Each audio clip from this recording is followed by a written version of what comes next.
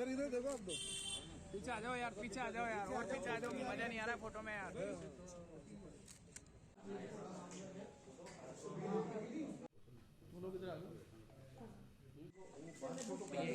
Safest Gym in town brings to you fitness की home delivery। अब घर बैठे बुलाएं आपकी सर्टिफाइड फिटनेस एक्सपर्ट जो बस आपसे कुछ क्लिक्स ही दूर हैं। डाउनलोड करें antimatter fit app. Choose your service, choose your time and choose your location. Sessions start at just ₹99। कल दिनांक 21/1/2021 को जयपुर से श्रीमान पुलिस आयुक्त महोदय का मेरे पास फ़ोन आया और उन्होंने अवगत कराया कि एक अनीता अनिल जोशी जो महाराष्ट्र की रहने वाली है, उसने जयपुर में कोई परिवाद दिया है कि उसके साथ 73,000 रुपये की ठगी हुई है।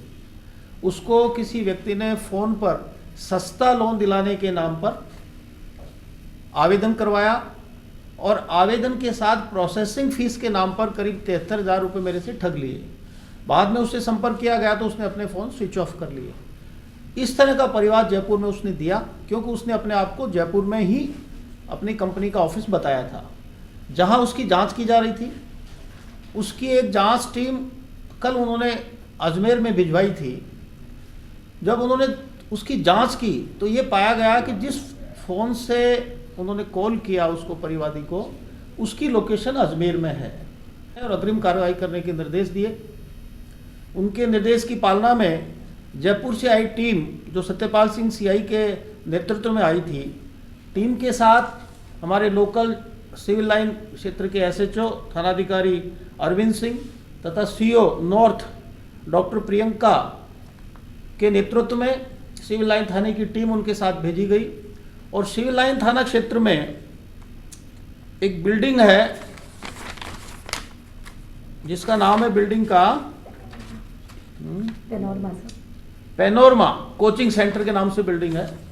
उसमें उसकी तीसरी मंजिल पर एक ऑफिस चल रहा था जिसमें कॉल सेंटर चलता पाया गया, जिसका नाम था Canopus total service private limited.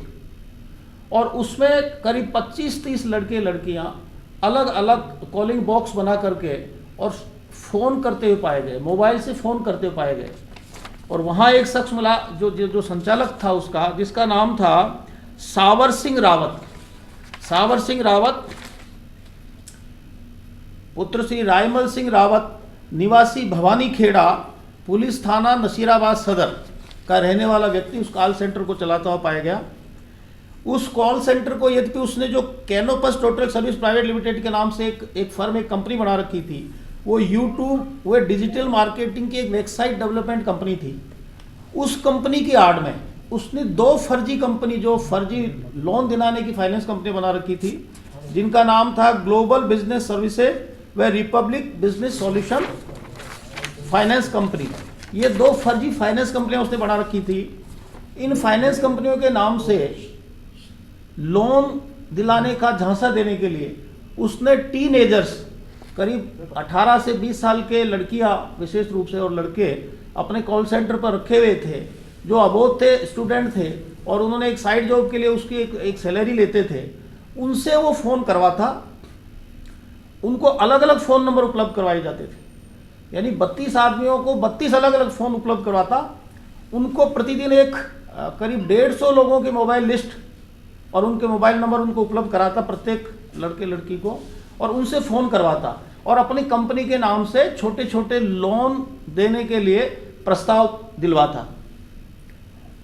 उनके झांसे में आकर के, चूंकि छोटी राशि का लोन मिलता है, सस्ती शर्तों पे मिल रहा था, कई लोग झांसे में आ जाते और फिर उनको वो एक्सेप्ट करते कि हमें लोन लेना है, तो उनको एक मेल आईडी देता, इस मेल पर आप अपना आवेदन, एक फॉर्मेट बना रखा था, लोन का आवेदन इस पर भिजवाएं।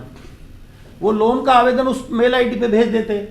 उसके बाद फिर उनसे प्रोसेसिंग फीस के नाम पर डिमांड की जाती, जो लोन की राशि के अनुसार करीब 10 से 30,000 रुपए की डिमांड की जाती। अब चूंकि छोटी राशि है, प्रोसेसिंग फीस देनी ही पड़ती, इस बात को सब समझते हैं, इसलिए लोग झांसे में आ जाते।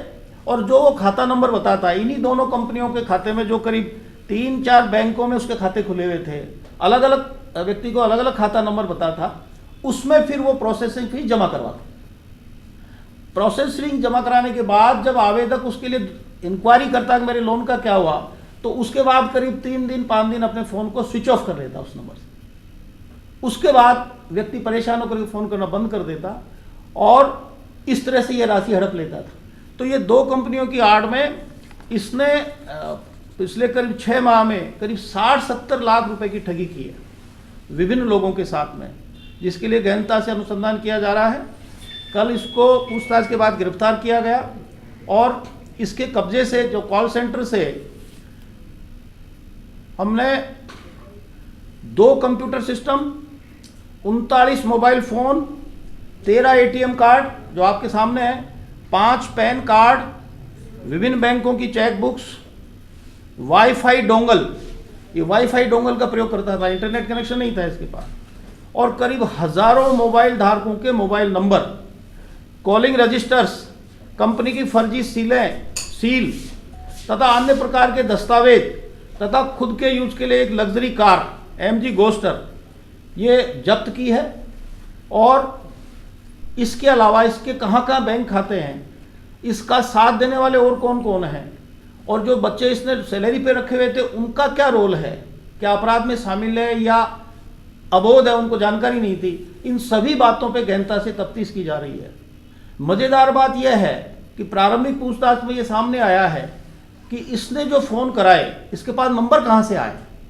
नंबर प्राप्त करने के लिए इसने जस्ट डायल कंपनी के डेटा का उपयोग किया, वहाँ से डेटा लेकर के और फिर ये डेटा इन लड़कों के माध्यम से मोबाइल नंबर लेकर के कॉल करवाता अलग अलग। और उसमें भी मज़ेदार बात यह है कि ये जो सभी मोबाइल नंबर थे ये मैक्सिमम दक्षिणी राज्यों के लोगों के हैं। राजस्थान के अभी प्रारंभिक पूछताछ में राजस्थान के किसी व्यक्ति के साथ ठगी करना नहीं पाया गया, राजस्थान के बाहर के लोगों के साथ ठगी करना पाया गया, जिसमें ज़्यादातर दक्षिणी राज्यों के लोग हैं। तो इस संबंध में इससे गहनता से पूछताछ की जा रही है और इसके खिलाफ मुकदमा 406, 420 IPC में दर्ज किया जा चुका है, जिसका अनुसंधान हमारे थानाधिकारी, हमारे CEO डॉक्टर प्रियंका के लीडरशिप में उसका अनुसंधान कर रहे हैं निकटतम सुपरविजन में। और इस तरह के फर्जी कॉल सेंटर्स देश के अन्य राज्यों में भी एक तरह से पकड़े गए हैं। तो मैं आप लोगों के माध्यम से जनता से अपील करना चाहता हूं कि इस तरह के लोन दिलाने के नाम पर जो भी कॉल आए कृपया उसके झांसे में नहीं आए। सबसे पहले उसको वेरीफाई करें, अच्छी तरह वेरिफिकेशन के बाद ही अप्लाई करें और उसके बाद ही प्रोसेसिंग फीस जमा कराने के बारे में सोचें। आजकल इस तरह के बहुत से फर्जी कंपनियां बनकर के लोगों को ठगा जा रहा है। लोग सस्ते लोन के लालच में आकर के और अपना डेटा भी दे रहे हैं और प्रोसेसिंग फीस के नाम पे पैसा भी दे रहे हैं। उसके बाद ये कंपनियां गायब हो जाती है और उनका पैसा ठग लिया जाता है। तो मेरे लोगों से अपील है, पूरे देश के, प्रांत के, जिले के सभी लोगों से अपील है कि इस तरह की फर्जी फाइनेंस कंपनियों के झांसे में नहीं आए और अपना डेटा भी नहीं दें और इस तरह फर्जी और सस्ते लोन के लालच में किसी तरह की प्रोसेसिंग फीस भी नहीं दें।